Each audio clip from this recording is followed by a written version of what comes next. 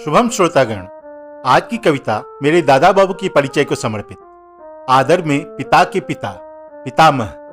जीवन का एक परम सुख होता है दादा की छाया, और दादा का तो प्रेम बहुत ही निराला होता है, कोमल, सद्हृदय और स्नेह से भरपूर। मैं भी सौभाग्यशाली रहा कि मुझे मेरे दादा बाबू की छत्र छाया और प्रेम मिला।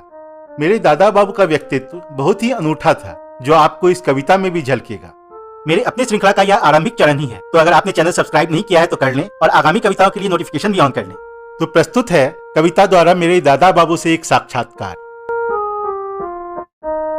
अंग्रेजों के शासन काल में थे एक देशभक्त जमींदार, और उनके प्रबंध कार्य के मेरे दादा कर्मठ पेशकार।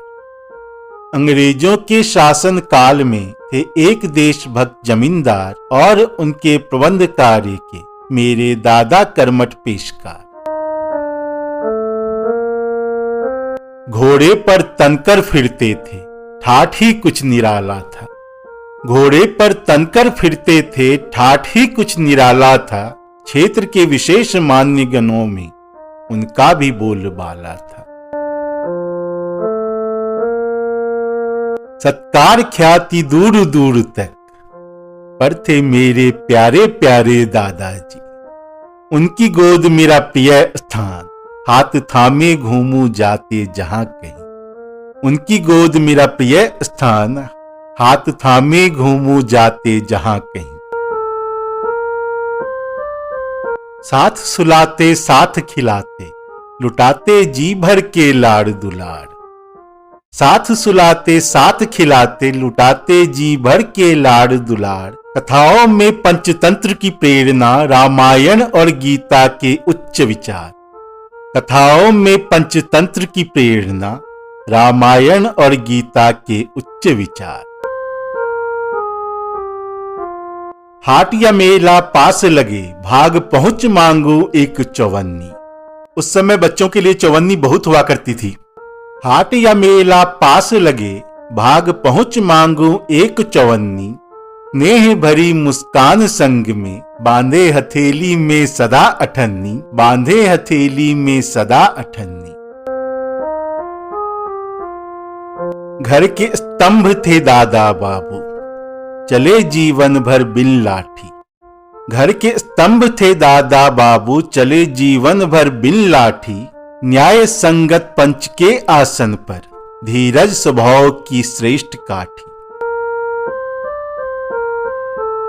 पूजा ध्यान दिनचर्या में निश्चित, और नित्य धर्म ग्रंथों का पाठन।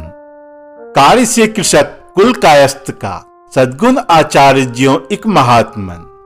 कार्य से कृषक कुल कायस्थ का, सद्गुण आचार्यों एक महात्मन।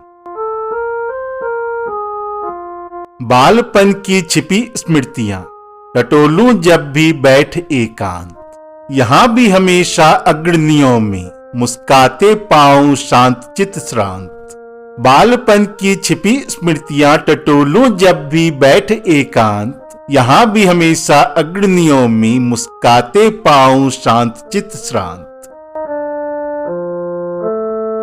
मन पुलकित और गौरवान्वित, छाती चौड़ी तन जाती है। मन पुलकित और गौरवान्वित, छाती चौड़ी तन जाती है। मेरे गांव की वो गलियां अब भी पेशकार टोला ही कहलाती है। मेरे गांव की वो गलियां अब भी पेशकार टोला ही कहलाती है। यह कविता आपको कैसी लगी, कमेंट में लिखकर अवश्य बताइएगा। आज के लिए यही विराम। अगली कविता मेरे नाना जी पर, तो चैनल को सब्सक्राइब करना ना भूलें। शुभम।